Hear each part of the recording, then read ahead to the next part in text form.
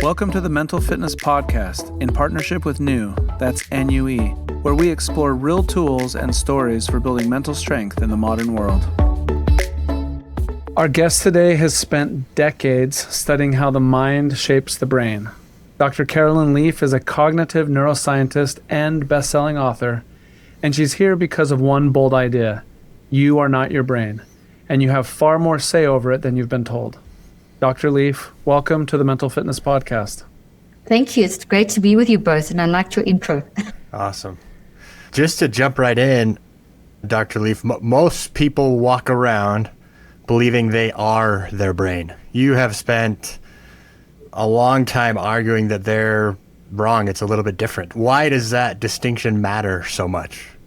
Thank you for that great question. Yeah, I've been in this field 40 plus years, and it's what I've been saying for this time has been said for thousands of years by the mystics, and 100 years of neuroscience actually shows that and feels like psychoneurobiology, high energy physics, all quantum physics, high energy physics is an advancement on that, has been saying that for many years.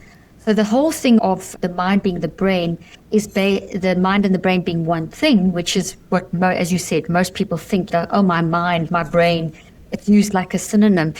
They're so radically different, but the reason why it's so dominant now is obviously media, that's what the media kind of speaks all the time.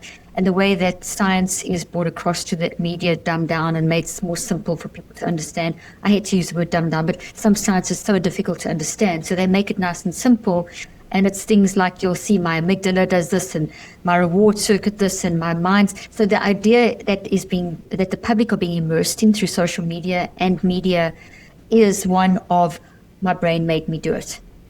But your brain actually can't do anything. And if you look at the research that those statements are made on, and you really dive into the research, it comes from a philosophy in science that is physicalism.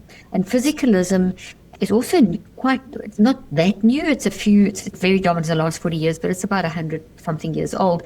But it's based on the idea that the most fundamental parts of nature, or the most fundamental parts of reality, are physical. And so your brain is physical, and anything that's not physical is coming from the brain or from the physical. So physical generates the non-physical. That's what a physicalist point of view is. Mm-hmm. It's a philosophy. And it's a philosophy based on assumptions, and it's a philosophy based on assumptions that have never really been proved. But it's a very nice way of understanding things, and and when I say not proven, a lot of scientists may challenge me and say, what about space-time, and what about even the research in quantum physics? All of those are fantastic, and they are incredible science. I refer to all of that science, but it collapses at a certain point and doesn't explain things that we've been talking about for thousands of years, and that people that have a religious or sort of spiritual feelings and leaning, they know there's something more. So I say all that to say that this separation of mind and brain isn't something new.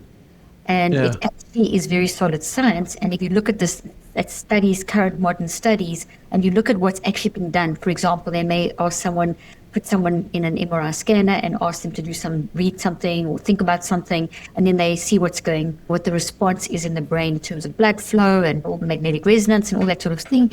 And then the assumptions are made from there, because scientists, we make a lot of assumptions.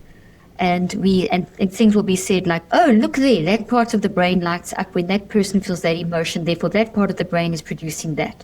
And billions of dollars literally have gone into trying to find what we call the neurobiological correlates of thought, of emotions, of what it feels like to be human and all that stuff.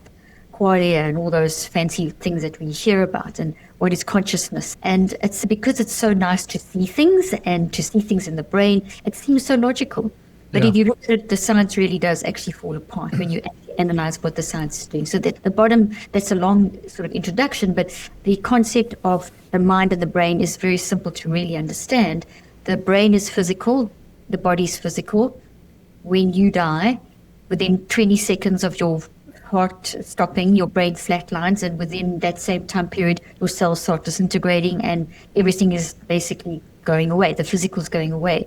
There's a lot of research showing that the mind energy And mind is the word I use for what's commonly referred to in today's sort of modern media languaging, consciousness, very popular word too, but consciousness. So when I talk about mind, I'm talking about that idea of consciousness. So mind is not the brain. The brain is a physical organ. It's part of the body. And the physical organ of the brain is like a host to the mind. And the mind is the energy force that's driving the brain and the body, and it's got different levels, and it's all the stuff about you, your ability to do this podcast, listen to this podcast, have questions, live life, appreciate a sunset, fall in love, think, question, think, feel, choose. All of that's mind. The brain's not doing that. The brain is simply hosting fragments of data. So, I'll say it a lot. That's a lot to unpack there. There's a lot in everything you just shared. I want to just take a step back and kind of talk about how you got here. From our understanding, decades ago, you were working with patients who were not expected to recover, and you had experiences. And so what convinced you that the mind is more powerful than the diagnosis from decades ago? Okay, great point. So think of the mind as being 99%, 90 to 99% of who you are. And I can back up everything I say with lots of science. And the brain and body being 1%. Or 1 to 10% max. That's a huge difference. So the mind is the superpower. The mind is what drives your heartbeat, your brain work, everything that you see with different types of EEGs and sonograms and EKGs. All of that is mind action in the body. Now, where I got to that point was that, as you quite rightly mentioned, I initially started working with people with traumatic brain injuries and neurological problems, stroke victims, people in extreme trauma situations that had gone through, so on the neurological side, and then also people that had gone through severe trauma. So someone who physically damaged their brain from a brain damage or had tumors or a heart attack or something like that. And then on the other side, people that had experienced extreme abuse or emotional traumas and so on. And that for working with those different groups of people, when I was training in the 80s, now the 80s is where they still spoke about the mind and brain being separate, but they spoke about the brain as not being able to change. So it was an interesting kind of dilemma where there was, you've got a mind and you've got a brain, but once the brain changes, once it's damaged, that's it. And neuroplasticity concept came in later. Yeah, I was one of the first in the world actually to study neuroplasticity back in the late 80s. I did some of the first research in my field showing that with mind-directed inputs, you can change people's cognitive, emotional, social, intellectual capacity. And we had CT scans and EEGs then. We didn't have MRI till the mid-90s. So we were using CT scans to show changes and all that kind of thing. So the word neuroplasticity didn't even exist then. That's amazing. The idea of neuroplasticity to me is one of the most hopeful sort of discoveries as it relates to neuroscience that there's ever been. Just the idea that we can change and we can become what we want to, right? That's an awesome, I didn't realize you were one of the pioneers of the field. That's amazing. Yeah, no, I was out there in the 80s with Merzenich and with different parts of the world doing it differently. And the word neuroplasticity is quite a recent word. It was only really in the 90s that they really defined the word and that kind of thing. But yeah, so it's incredibly hopeful because your brain is neuroplastic and your body is plastic, and that means you're changing all the time. And most people don't realize that every second of the day and night, 24 hours a day, every second you are making 800,000 to a million new cells. Now that's neuroplasticity in action. And the quality of those cells depends on how you're managing your mind. So if you're sitting there, if you're living in I can't do this and I'm useless and this is so hard and life's terrible and whatever, those are thoughts. That's thinking, generating thoughts with your mind, and that generates the energy that enables you to make those cells. So you pretty much making cells that aren't very healthy if that's your dominant mindset. And those cells make your organs, make your body, your systems in your body. And it's constantly changing. So the beauty, as you said, the hope is we can keep changing. So life happens, the traumas happen, the damage happens, and the patients that you refer to, like traumatic brain injured patients, as I saw them go from being written off as, literally the doctors wrote them off as, they said they're vegetables. Thank goodness they don't say that now. But they said they did. The neurologist said that to me, that why work with him? This person's going to be a vegetable or whatever. And I've seen those patients get out of a coma, work with them, teach them how to use their mind, and them going back to academic brilliance, literally. Wow. Even better than they were before. And it's hard work because you've got to rewire your brain. You've got to rebuild your brain. But we're doing it all day long. And that's my argument. If you are constantly building new cells, and if you understand that you can direct that process, directed neuroplasticity, why aren't we making more effort to control that? We spend so much time. And I saw this in action, I think it was in somewhere you said something about why, I don't know where it was, it was one of your interviews. Someone said, we focus on the body, why don't we focus more on the mind? I don't know, I saw a title, it was there. And I thought, oh, that's good, I like that title. But it's true because people will spend hours biohacking. That's such a popular thing, biohacking every sort of system physically. And that's good that we do manage our physical. It's a host. If your mind and brain aren't looked after, you're working with a host that's not healthy. But that's not that's 1%. And we're spending almost 100% of our time, focus, energy on the 1% instead of spending, and then nothing, or 1% on mind. And you can see all wellness programs, most of them, they'll have pillars, and it'll be sleep, exercise, diet, and then, there's a little thing on stress. And that's not even, that's it. And stress is just a filter. It's not even the whole picture. And that's astounded me for years. So that's what I've been trying to change. Interesting. That's so fascinating. I'm interested in those. You talked about these examples of patients with trauma or brain damage and such. Is there an example, like one patient who really changed how you saw the mind-brain relationship that you can think of? Oh, for sure. I was actually in a neuroscience lecture as a student, and we were selecting our topics for our research. We had to do a whole research thesis and things. And the neuroscience lecturer was saying, so when you work with your patients and they have brain damage, like from a car accident, it used to be called closed head injury at that stage. Now it's called traumatic brain injury. So you've got to teach your patients to compensate because the brain is damaged and that's it. And they had just come out of a psych lecture where they were talking about how with all the Jung and Freud and all these things and all this about how our life experiences changes. So I said to him, but how do you reconcile the fact that life changes us? We're experiencing that with our mind, and our mind is using the brain. How do you reconcile that your mind, if we can grow and learn and improve and get through stuff, which we do, as humans we do, the stories are there, the evidence is there, then how can we say that the brain doesn't change because the mind is using the brain? And he actually said to me, go and do research on it. He was actually being sarcastic. He wasn't being encouraging at all. He was saying, what do you know?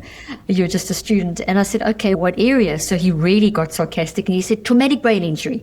And at that stage in the 80s, there was hardly any research on traumatic brain injury. And the reason being is they thought, why waste time? The brain's damaged. We know it's damaged. So therefore, we'll work on techniques to compensate, but why work on trying to understand it and if you can change it. So I did. I think that's the beauty of youth and just going in there with your boots on, with just whatever and just doing it. And that's the middle. And so I found I was developing techniques and someone heard what I was doing. And it was a family whose daughter had a terrible car accident and she'd been thrown far out of the car and had been in a coma for hours. And at that stage, even now, but we understand more now about the brain. But if you're in your mind, if you're in a coma for longer than 8 hours, damage sets in. And very often at that stage, you used to think it's irreversible. Now we know that so much is manageable and changeable. Anyway, so that family contacted me. They happened to hear about my research and they said, please, will you work with her? And I said, look, I cannot guarantee anything. I have just started with this idea and this concept. They said, we don't care. Everyone's writing this child off. And anyway, long story short, I worked with her for 8 months. She was 16 at the time of her accident. And by the time, so she was going into her sort of middle of her 11th grade. And she was a very average student, didn't do that well, didn't really like school, didn't do so well. And then she had this accident and she had lost a lot of time. So by the time I got to working with her peer group were already in 12th grade. And she at that point would have been, I think she was almost just like 16 and a half, getting close to 17, or just to turn 17 when I started working with her. And she was on a second grade level. She couldn't get beyond that. But she had fought to get there. And this is one that the neurologist had written off as a vegetable. But she heard them in her coma. She heard them say that. And she said that, I remember the doctor saying, I'm not going to improve. And that in her mind, in her coma, she said, I'm going to. And it's amazing. I can tell you so many great stories. But anyway, long story short, I worked with her for 8 months, 3 times a week. And I stress that 3 times a week, 8 months. That's not a lot of time. And then we reduced it over time. That's not huge chunks of time. I did not spend all day with her. And I just talked to what I knew and what I was learning. And it was really, we were experimenting and everything. And I had developed this formula and for directed neuroplasticity. She chose, she did it, she worked through it. Within 8 months, in that 8-month period, she went back to school, caught up from 2nd grade to 12th grade in 8 months. She'd missed a whole lot of school. She caught that all up. She finished school with her peer group and she did better than she'd ever done in her entire academic career. And went on to get a degree. She had damage to her voice box, and so she spoke funny, and she had some physical. So she needed physical therapy and speech therapy. But intellectually, she was flying, and that convinced me. So yeah, that really convinced me. That's amazing. That reminds me. I just remembered it when you were telling the story. But when I was 10 years old, I was hit by a car. My skull. I had a bleeding brain, and I was in the hospital for several weeks, and I got released. It was in the summertime, and I was going into 5th grade, and they were worried that there had been brain damage. At one point, they thought I wouldn't make it in the hospital, but I did. And my parents met with the teacher going into 5th grade and just said, hey, we don't know if he's okay. But my 5th grade year was my best year ever. Wow. And at the first parent-teacher conference, the teacher said to my parents, if this is the result of a kid hitting his head, I want all the kids to hit their head. But I hadn't even thought of it in this context, but it's just interesting how the brain can heal. And for me, and I kind of mentioned this already, the idea of neuroplasticity, it was also when we talked to an addiction therapist, and they were talking to us about how when you do brain scans of addicts, you can tell the brain of an addict looks different than the brain of someone who's not an addict. And there's parts of the brain where there's no blood flow, some of the decision-making areas. But then the most hopeful thing I ever heard was the moment the addiction stops, the brain starts to heal. In the moment. And so many people feel at the mercy of their genetics and their wiring and their past. So from your perspective, why is that not the whole story? The brain can change, but what is it that makes that possible? What makes it possible is the mind.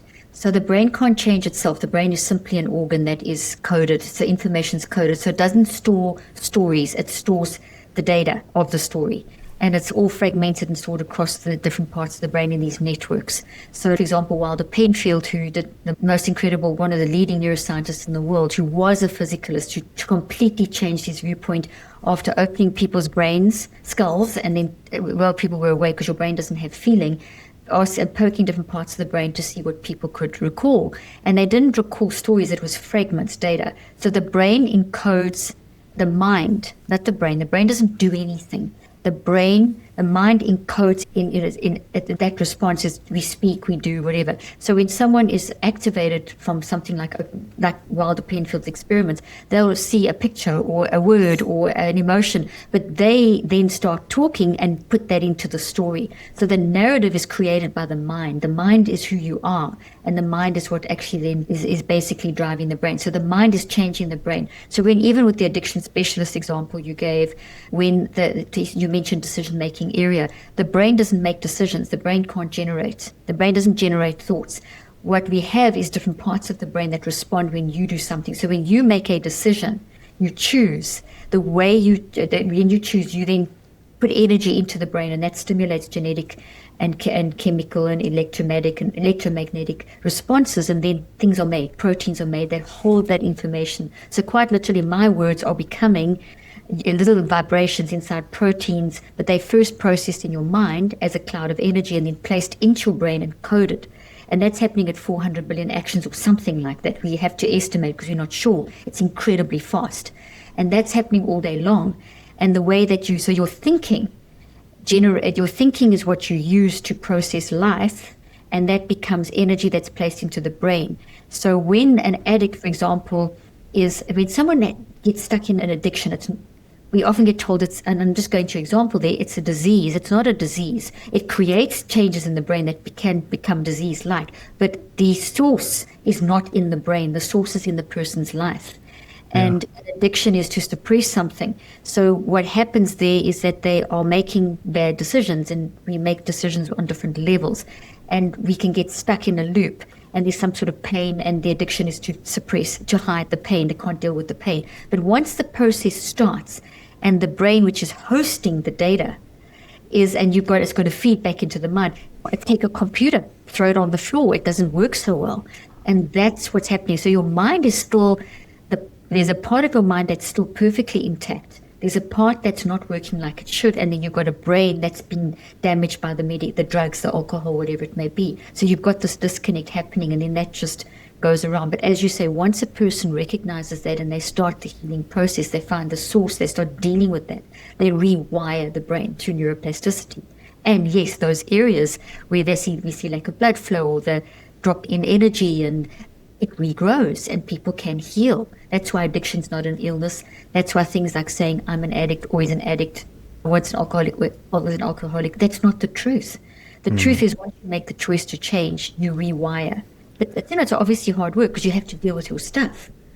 And dealing with your stuff is your mind. Your mind is where you do the work. Your brain just does what your mind tells it to do. Does that make sense? Yeah, that does make sense. So you are not your brain, but you are the one shaping it, right? Right. Is saying what, and that's such a freeing concept. It's so refreshing, I imagine, when people understand this concept, right? From your perspective, what changes for a person the moment they stop seeing their thoughts as something happening to them? Oh my gosh, it's radical. I'd worked in clinical practice for 25 years. I don't do clinical practice anymore, but I work one-on-one with clients. I've trained lots of therapists. So there's thousands of people, millions now that we've reached through my app, because I've got an app and books and whatever, which I know we can speak about at the end. But the point is that it is when someone realizes, like their face just changes, when they realize, okay, this intrusive thought that I've got that's coming up, that intrusive thought's data. It's not a life sentence of who I am. It's not what I can question that. I can look at that thought and I can deconstruct it to the root to find out where it grew from. I can't change what's happened, but I can change what it looks like in the future. So we can change literally with our present analysis of a thought, which is actually an experience. If you look at a thought, you can actually find where it comes from, because a thought is like a tree. It's got the way it shows up in your life, the branches. It's got how you process the trunk, and the roots would be the source, the origin story. Now, you can't change the origin story, but you can change what it looks like inside of you, and therefore change how it plays out into your future. So therefore, I was like this, I've done this work, and now I've changed. And you literally rewire that inside the mind-brain-body connection across all three, because your memories cluster into thoughts across the brain and the body. We don't just store things in the brain. The brain stores one version. The cells of the body store complementary versions that help to give the somatic side and the sensation and all that kind of thing. So it's one big picture. So yeah, it's life-altering when people recognize that, because we feel, especially intrusive thoughts or things where people have been given a label of OCD or bipolar, one of these things as though they're fixed. They're not fixed. They're not even things. Those are just signals that are coming from the thought tree. And those signals are, if we stand back and not merge with them but observe them, you can say, okay, those are the signals. Where are they coming from? Yeah. From a thought. A thought is an experience, and a thought's made of memories, which are the details of the experience. So when you track back, when you reverse engineer, then you rebuild, you get control. It's life-altering. Yeah, that whole idea, that sort of the mindfulness of observing your thoughts almost as a third party and viewing them as data. You said signals, or just like what is the cause of this? Where is this stemming from? What does it mean? Yeah, we've talked a lot about that. If your thoughts are built, they can be rebuilt. But what is the brain actually doing when we change a thought pattern? The brain isn't doing anything. The mind is doing it all, and the brain is what's changing in the brain? Protein networks. So basically, like you think of what a tree looks like. The networks that we build in our brain and our body. In our brain, they look like tree-like structures. So where the memories are clustered, a thought is a cluster of memories. Like a tree is a cluster of branches and roots. So think of the whole of an experience is always made up of lots of stuff. So this conversation is an experience. We're saying lots of words. All the words and sentences and concepts, those are the memories. And they're clustering into the name of what this podcast will be. So that's the thought. Think of it like that. So it's, first of all, it's energy, auditory signals, gravitational fields, all that physics stuff. That clusters, And that then is placed by the mind into the brain. And as it hits the brain, you get this response: electromagnetic, electrochemical, and genetic. Then the genes make proteins. The proteins grow into these tree-like structures. And those tree-like structures, called dendrites, inside them they have structures that actually hold the vibrations, which is the energy of the words that I'm saying. I know that's a lot, but it's basically energy inside protein. And the proteins grow like trees. And so and they keep growing. So every time that you re-experience something, so no memory is ever fixed, because when you recall it, you update it. Everything's always updated. So therefore, when you remember something, then it's like shining a light. That particular memory moves from what we call the non-conscious into the conscious mind, and you become aware of it. Now, as soon as you're aware of it, it's malleable. So I can add more, I can update, I can change it, I can make it better, I can make it worse by my mind. So I can think, oh my gosh, this is so terrible, and add to it and make it worse. Or I can say, okay, I don't want to think like this. It's destroying my life. It's blocking my ability to function. I've got to fix everything. I've got to fix everyone. It's driving me crazy. Whatever. I can stay there and push it back into my non-conscious, and it will go back stronger than before. Or I can choose to rewire. And that rewiring process, I've spent many years researching, how do you do it? How long does it take? So if I have something come up and I'm going to physically rewire, which means those proteins are going to be taken, they weaken, they get changed. You change protein structures and branches and whatever. It's literally all these, like, think of wires and AI data that where they have the AI like warehouses, for want of a better word. If you just think of all the structure, that's just an indication of what it looks like. How amazing the storage system that we have available to us is, and that changes. It can be, you move this here and that goes off, and so but your thinking's doing that. A thought and energy, and literal energy will change that protein into that protein, and so on and so on. And that's neuroplasticity, and you direct that with your thoughts. If I think, okay, this is whatever, I'm going to change this. I'm not going to think that I have to fix everyone, because I can't fix people. I can only fix myself. So I'm going to stop doing that. As I work on that, now I can say it once, it's not going to help me. But if you do the process correctly, and you mentioned mindfulness, if you go through, there's a formula that you have to go through for neuroplasticity. And if you go through that repeatedly over a period of time, and I've looked at that as well, and myself and other scientists as well, and we've seen that it takes at least 63 days. At least. Maybe you can get away with 59, but around 59 to 63 days of daily working through an ordered formulaic process. It's not complicated to do, and we can talk about what that is. That's how you rewire. Otherwise, what you do is, if you just do it once or twice, it'll just become heat energy. So all that work, and then what you'll do is you'll have a tiny bit of that memory left, and it will be, oh my gosh, I failed. I tried and I failed. And that's what happens to a lot of people, because they haven't gone for the right amount of time. Everything we talk about on this show, the science, the frameworks, the habits, New is where you actually put it into practice. New is the mental fitness app built to help you reflect, notice patterns, and build real mental strength and capacity over time. It remembers what you're working on and meets you where you are. Not therapy, not toxic positivity, just a daily practice for your mental fitness. If you're watching, scan the QR code on the screen. If you're listening, head to talkwithnew.com. That's talkwithnue.com. Yeah, and I think we want to get into exactly that, but one more question before we get into sort of the daily practice. You mentioned there a lot about neuroplasticity. Where do people get neuroplasticity wrong? Whether they expect too much, too fast, or just the most common misunderstanding of neuroplasticity? That's a really good question. I haven't been asked that before. That's really good. Okay, so where they get that wrong is they think the brain is doing it. So they think the brain changes itself. The brain can't change itself, because the brain isn't an entity that stands alone. And it can, but then you're dead. And then it's not doing anything. But in you are alive, and your energy of aliveness, which is your mind and the different levels of your mind, and maybe we should touch on that briefly too, to help understand this process. That's what we've got to get right. So the brain can't change itself. The brain is changed by the mind. And then also neuroplasticity is ongoing all day long. And then it doesn't just happen now and then. And so it's always happening. So therefore, if it's always happening, what direction do you want it to go in? It takes a whole different view of the responsibility of neuroplasticity.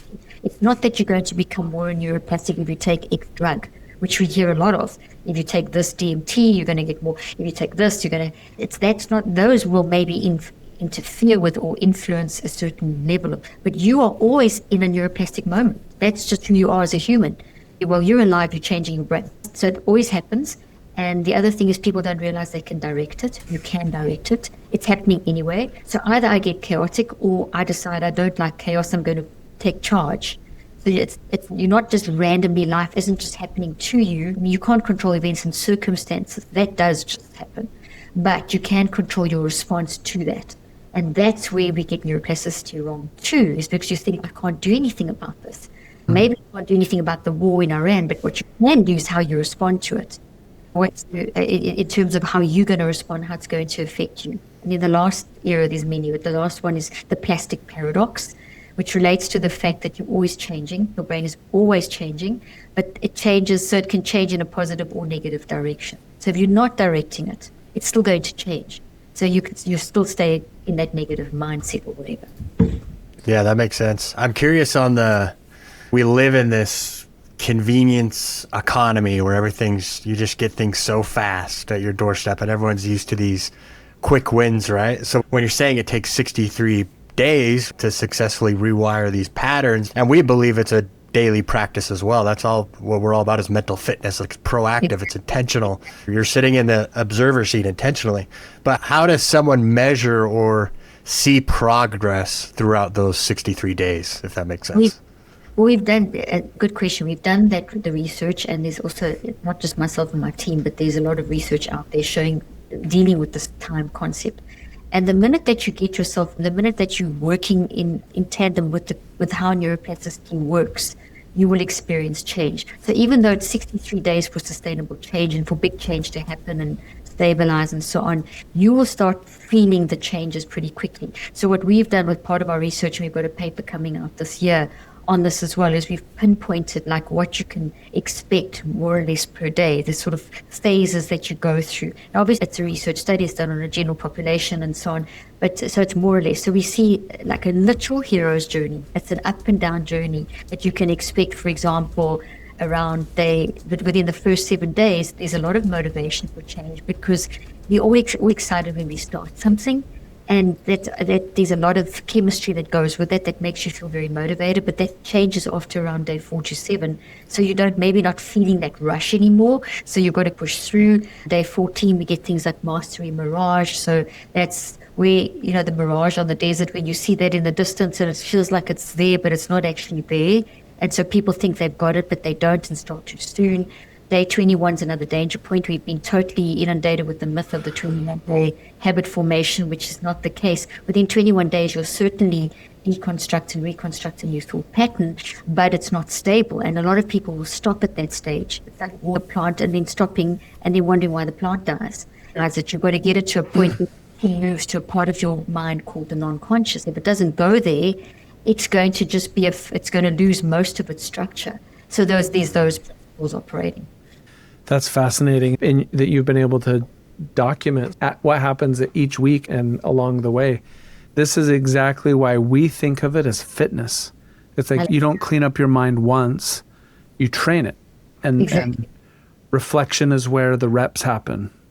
Yeah, absolutely. So there's a whole formula for neuroplasticity, and that's what I've also spent 40 years working on. And that formula incorporates a lot of what you talk about and what's familiar.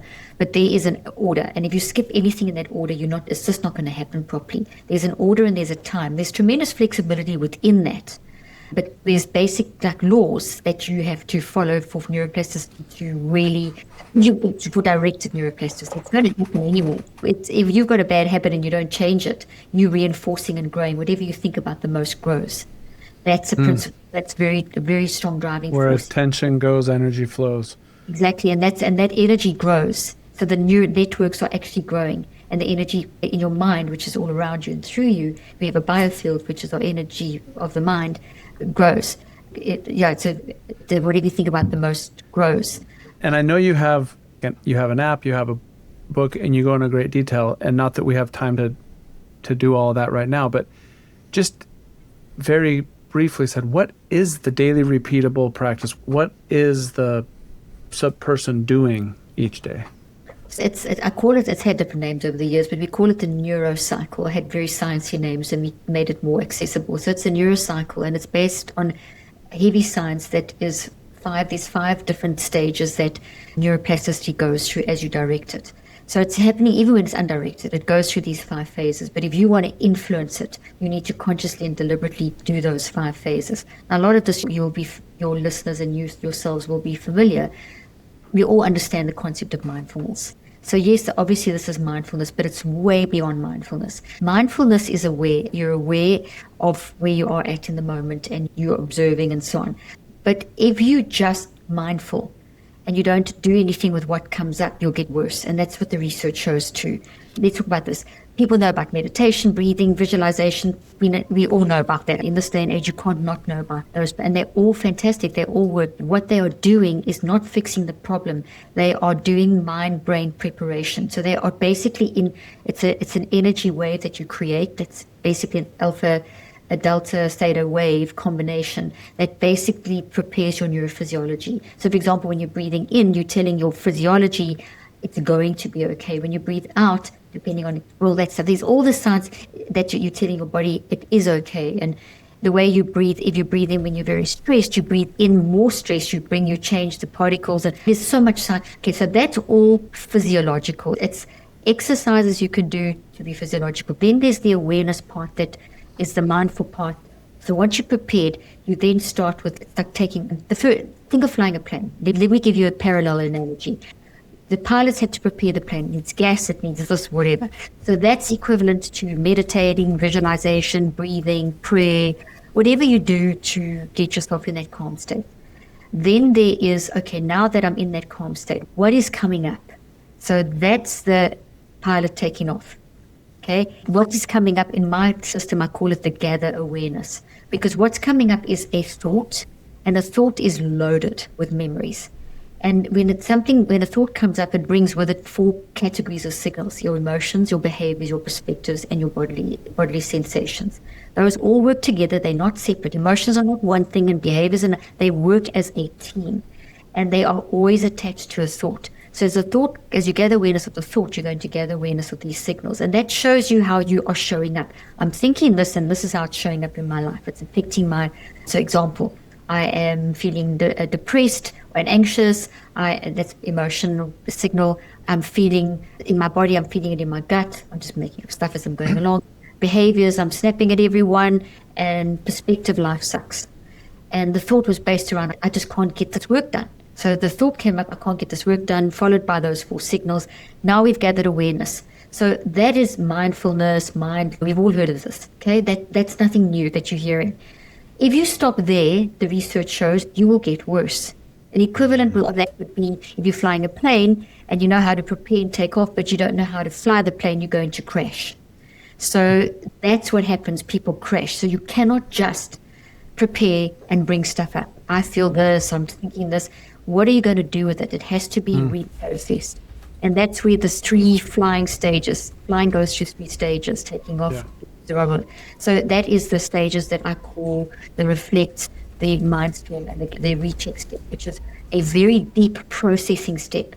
It's 3 steps where you are doing very deep stuff across each of those. And it's very clearly defined. I have an app and books and everything explaining this. And then the 4th, that's the plane flying. Then the plane has to land, and that's the active reach. That's the 5th step. Yeah. The active reach is the action that you take to stabilize. Now, if you leave any of those steps out, or you do them in the wrong order, or you just do, because what traditionally happens is people meditate well, they can name the emotions and thoughts, they're pretty good at that, and then that activates a lot, so they either suppress it and get worse, or they grab a technique, like a CBT technique. Now, there's nothing wrong with CBT, but if you use CBT in that way, it's not going to work for you. It's a bad thing. Or if you have a quick affirmation, like you were saying earlier on, people want a quick fix, so you've got to do it over time. You will feel change straight away and so on. So you cannot skip out those middle stages, or you won't ever really change. You're going to constantly be putting Band-Aids on. Yeah. And you mentioned your book, your newest book is about finding help in the moment when life doesn't give you a pause button, what did you want to put in people's hands that they didn't have before? With I've written 19 books. I've got the 20th book that's just gone in now. The last 2 books, that's Help in a Hurry is the one that I just read. Yeah, Help in a Hurry is what I was referring to. Grab, sorry. And we'll have links to the book in the show notes for listeners. Thank you so much. So this one is my most recent one, and that one really gives you, it's 16 different scenarios of typical things. I'm under pressure, and the TikTokification of mental health, and black and white thinking, and people pleasing. We did a survey and research, whatever, and it gave the classical areas, and it basically helps you understand what to do in the moment with those. But once you manage the moment, you have to have the 63-day plan, and that's what this book, Cleaning Up Your Mental Mess. I explain all the stuff I've been explaining, how you have to do, how the Neurocycle, the 5 steps, works over 63 days, including the preparation. Now, the app called the Neurocycle app, which is available wherever you get apps, and there's a web version, that then is literally me walking you through that process. So there's different ways people can learn it. That's awesome. The one final point, I know we're short on time here. Yes. Awareness. Just. And we build a whole episode around this. We call it the self-awareness trap, which you just hit on. The idea that you can get really good at watching your own thoughts, that you just sit and marinate them, and it makes things worse, not better. And that really resonates with us as well. In closing, if someone finishes this episode believing for the first time that they're not stuck with the mind they have, what is one thing you want them to do next? To really understand that your mind is the superpower, and your mind is you. It's your ability to think, to feel, to choose. And there's different levels of your mind. You've got the conscious mind, which is awake when you're awake, but you also have 2 other levels. And the other level is the subconscious that we've all heard of, but that's a holding area. It doesn't do anything. It's basically like a filter. The big thing is the non-conscious, NON, and that's where everything you've ever built, experienced, is there. The good, the bad, the ugly. But the beauty of the non-conscious is that all the solutions are there as well. So all of our imagination, intuition, all that good stuff is there too. As you use something like the Neurocycle, which is this neuroplasticity, directed neuroplasticity formula for managing thoughts and managing your mind, you tap into, you use those levels correctly. So quick example is like the addiction thing from earlier on. If someone is stuck in addiction, they switch off from the subconscious and the non-conscious, and they don't use them, so they get stuck in a conscious mind-brain loop. And the conscious mind is very narrow in its perspective. It doesn't have a board, it can get stuck very easily.